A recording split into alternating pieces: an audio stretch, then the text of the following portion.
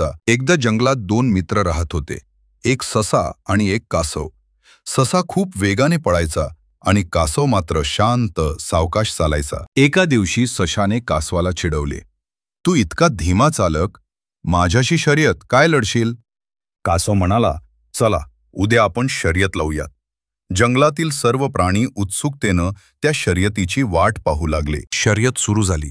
ससा विजेच्या वेगानं धावत निघाला आणि कासव शांतपणे आपल्या गतीनं चालू लागला. ससा पुढे जाऊन म्हणाला, हा कासव तर खूप मागे आहे, थोडी झोप काढली तरी मीच जिंकेन. आणि तो झाडाखाली झोपी गेला. कासव न थांबता न विचलित होता सावकाश पुढे चालत हळूहळू शांतपणे कासव अंतिम रेषेपर्यंत पोहोचला. जंगलातील सर्व प्राणी आनंदाने ओरडले, कासव जिंकले! ससा धावत आला, पण तो हरला होता.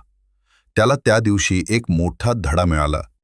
अति आत्मविश्वास आणि आळस विजयाला हरवू. या गोष्टीचा बोध असा, मेहनत, सातत्य आणि शांतपणे केलेला प्रयत्न विजय मिळवून देतो.